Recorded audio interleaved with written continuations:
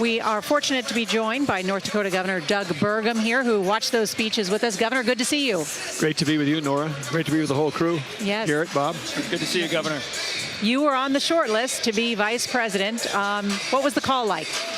Well, I want to just say, before we even get into that, which is, I think Catherine and I were like the whole nation. Monday, we weren't even barely 36 hours from this near tragedy. Well, it was a tragedy, obviously, for some of the rally goers, but we were a millimeter away from this week. There would have been no convention. The country would have been in mourning. There would have been chaos. And so the very first words we had when we spoke to the president was just gratitude. We're grateful that you're alive. Mm-hmm. And so when you have a conversation like that, also mixed with the a big decision, there's a lot of things that are commingled there. But as he always is, super gracious, super wonderful on the call, and he was also has so many great things to say about the First Lady of North Dakota, because she's been courageous about her struggle with addiction and her recovery. President Trump, like many families in America, have been touched by the disease of addiction. He's spoken openly about losing his brother to the disease, and so it is. It was just great. He had so many wonderful things to say, super gracious, and as he's alluded to many times, big things ahead. We got to keep fighting, through the fall, and that's exactly what we feel. I understand that when Donald Trump called you yesterday and told you he called you Mr. Secretary, is there a cabinet position you're interested in? Well, I think the thing I'm most interested, yes, he did do that. That's how he opened up the call. You're a governor, not a secretary. Yeah. Hello, Mr. Secretary.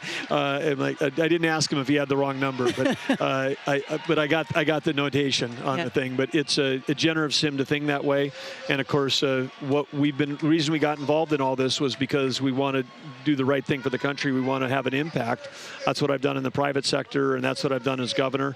And again, serving as governor under President Trump and serving as governor under Joe Biden was what got us into this national politics, because the best thing that I could do for North Dakota was not running again, which I could have. We likely would have been unopposed in that race, but it was switch out the administration, because with our national defense posture in our state, the two major Air Force bases, we've got Space Force activity going on, we've got huge agriculture, huge energy, huge baseload electricity production. All of those industries, all our four biggest industries, are all under assault from rules and regulation from the Biden administration.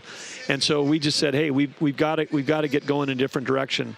And of course, what I see right now, one of the things that has not been talked about much at the convention, but AI is there's a new arms race, and the AI is going to affect everything, not just healthcare and education or how we run government, but AI is going to be a way that is going to affect how we think about our military. And the way you win the AI arms race is with innovation, but it's also with electricity. You need power to run those data centers. China's opening a data center almost 2 a month right now, sometimes more. They have over 200 permitted. And here in the United States, Joe Biden's policies were trying to shut down baseload electricity at a time when demand is increasing. Do you support the CHIPS Act that the president pushed through along with the Commerce Secretary? Well, I think there's certain things about it that are smart in terms of, getting reshoring our supply chain.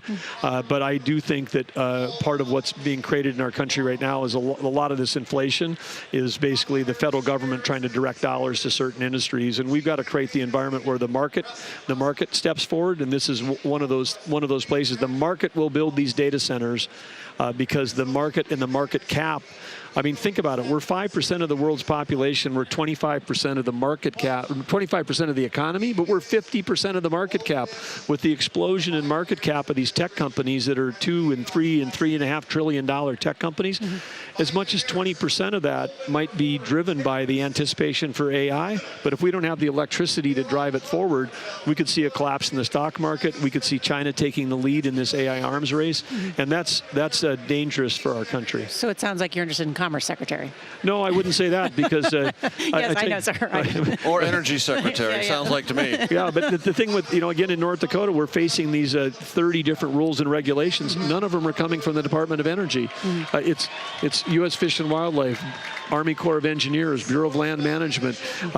You go down the list, there's a dozen of them, because this was a whole of government approach of trying to shut down U.S. energy production, somehow that was going to help the environment. And when we shut down production and we move it overseas to places like Russia, Iran, Venezuela, And when they're producing it and they don't even have an EPA, then they're taking the riches that we're giving to them from this oil production, and they're using it to fight wars against us. There are two big wars, Russia and Iran, right now. Proxy wars are being funded by Joe Biden's energy policy. Governor Burgum, two questions. When you got the call from former President Trump, did he tell you that J.D. Vance was going to be the pick? And whether he did or he didn't, how do you evaluate that as the running mate for former President Trump? Well, I think this is a strategic choice that he made. I mean, of course, I grew up in a town of 300 people. J.D. is from a small town, so picking someone who's got small town roots, he had very, great personal backstory with his humble beginnings, economic hardship, serving in the military.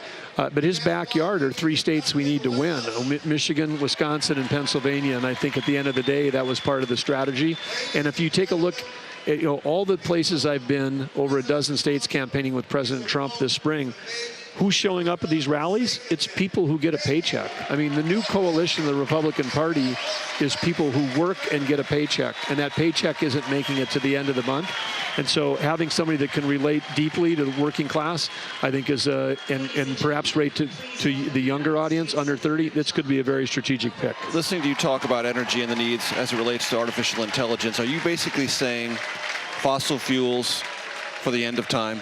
That there isn't a renewable energy future that we should aspire to? We need all of the above, and we should aspire.